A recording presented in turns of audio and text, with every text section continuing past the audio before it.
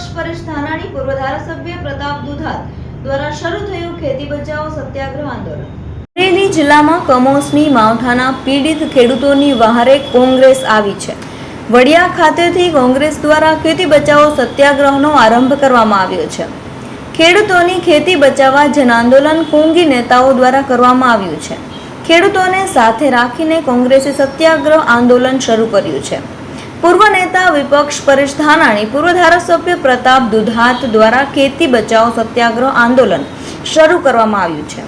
ખેડૂતો સાથે રેલી મારફતે સૂત્રોચ્ચાર કરતા પરેશ ધાનાણી, પ્રતાપ દુધાત મામલતદાર કચેરીએ પહોંચ્યા હતા।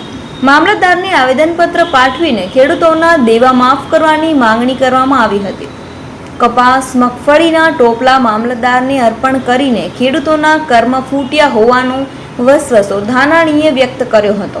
આ દરમિયાન ખેતી બચાવો સત્યાગ્રહ આંદોલનમાં કોંગી નેતા પ્રતાપ દુધાતે ભાજપના ધારાસભ્યને અભિનંદન આપ્યા હતા। સુરતના ભાજપના ધારાસભ્ય કુમાર કાનાણીને પ્રતાપ દુધાતે અભિનંદન આપ્યા હતા। કમોસમી માવઠાથી પીડિત ખેડૂતો માટે સરકારમાં પત્ર પાઠવતા કુમાર કાનાણીને પ્રતાપ દુધાતે બિરદાવતા કહ્યું હતું કે કુમાર કાનાણીના માતા પિતાને લાખ લાખ વંદન સાથે માતા પિતાના ચરણોમાં નતમસ્તક ઝુકાવું છું। અમારી વાત સાથે ખેડૂતોની વહારે આવ્યા। ભાજપ કોંગ્રેસની વાત નથી, આ ખેડૂતોના બચાવવાની વાત છે, માટે કુમાર કાનાણીને દિલથી અભિનંદન આપું છું। ટીવી ડિબેટમાં આવતા ભાજપના પ્રવક્તાને આડેહાથ પ્રતાપ દુધાતે લીધા હતા। ખેડૂતોની વારે આવેલા કુમાર કાનાણી ખેડૂતોની વાત કરી માટે બિરદાવ્યા છે। मैं એટલા માટે આ લોકોને યાદ કર્યા કે મેં ગઈકાલે 2 દિવસ પહેલાં એટલે કે પરમ દિવસે સવારમાં સ્ટેટમેન્ટ કર્યું હતું કે એક પણ જગ્યાએ સર્વે થવા નહીં દેતા, સામૂહિક સર્વે એટલે કે ગ્રામ પંચાયતમાં સર્વે કરજો।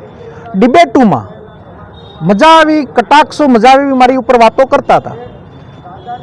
સાંજે દાદા એટલે કે આપણા મુખ્યમંત્રીએ નિવેદન આપ્યું કે ભાઈ હવે સર્વેમાંથી આપણે બહાર નીકળીએ અને સરપંચોના સર્વેને અમે માન્ય રાખશું। દેવા માફી માટે મેં સંસ્થાઓ, સાધુ સંતો, રાજકીય પક્ષો બધાને નિવેદન કર્યું હતું, અપીલ કરી હતી।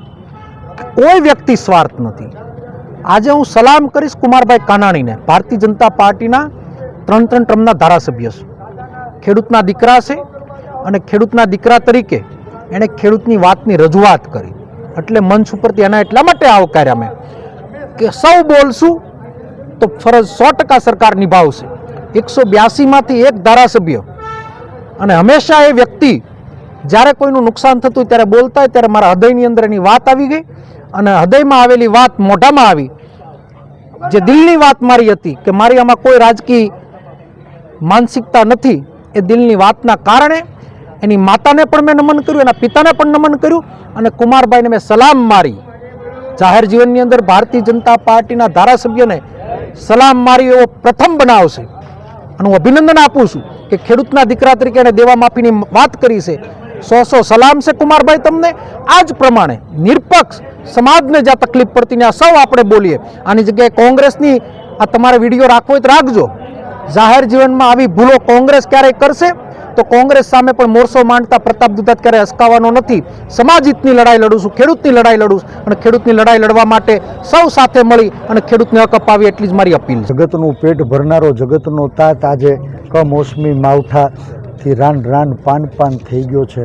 જગતનો તાત ખુદ જીવવા માટે સંઘર્ષ કરી રહ્યો છે। ખૂબ સારા વરહની અપેક્ષા વચ્ચે કમોસમી માવઠાના કારણે કપાસ, મગફળી, સોયા સહિત તમામ ખેતી ઉપજો ધૂળધાણી થઈ ગઈ છે, સંપૂર્ણ નાશ થઈ છે અને મોઢે આવેલો કોળિયો જાણે છીનવાઈ ગયો હોય। વર્ષના છેડા કેમ ભેગા થાય એની ઘરે ઘરે ચિંતા સતાવી રહી છે। ત્યારે જગતના તાતને જીવાડવા નાત જાત ભાતના વાડાઓથી ઉપર ઉઠી રાજકીય દીવારોને તોડી અને ખેતી બચાવો સત્યાગ્રહનો આજ વડિયાના પાદરમાં શુભારંભ થયો છે।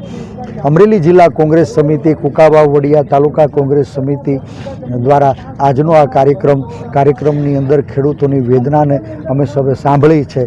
કેટલાય ખેતરોએ જઈ અને એ ગ્રાઉન્ડ ઝીરો ઉપર પાક નુકસાનીનો સર્વે કર્યો છે અને પછી એવું લાગ્યું કે જે ખેડૂતોના ખંભે રાજ કરનારી સરકાર આજ ખેડૂતોને જરૂર પડી ત્યારે ઋણ ચૂકવવાનો સમય છે, તો આપણે આ સરકાર સૂતેલી સરકારને ઢંઢોળીએ. એ સૂતેલી સરકારને ઢંઢોળવા ખેડૂતોના અધિકારનું જે પાક નુકસાની વળતર છે, વીઘે અંદાજિત 50,000 જેવો ખર્ચો થયો છે, ત્યારે કમસે કમ એ ખર્ચ અને ઉપજ જે પાણીમાં તણાણી એનું સંપૂર્ણ વળતર સરકાર દ્વારા ચૂકવવામાં આવે. ખેડૂતોના પાક વીમાની યોજના શરૂ કરવામાં આવે. ખેડૂતોના મંડળી અને ધિરાણના દેવા ભરાય એવી સ્થિતિ નથી, ત્યારે સરકાર જો ઉદ્યોગપતિઓના 10-12-15 લાખ કરોડ માફ કરી શકતી હોય તો આજ આવા કઠણ કાળની અંદર મારા ખેડૂતોના 2-5-10 લાખ રૂપિયાના દેવા માફ નહીં થાય? થશે. મને વિશ્વાસ છે કે આ ખેડૂતો એક થઈ અને સરકારનો કાન આંભળશે અને ખેડૂતોના દેવા માફ કરવા પડશે. એ ખેડૂતોના દેવા માફ કરજો એવી અમે મુખ્યમંત્રીને વિનંતી કરી છે. અને જો આ સરકાર ખેડૂતોના દેવા માફ નહીં કરે ને તો ગુજરાતના ખેડૂતો આવતા દિવસોમાં આખા ગુજરાતની અંદરથી કાદવ સાફ કરી નાખશે એવો મને સંપૂર્ણ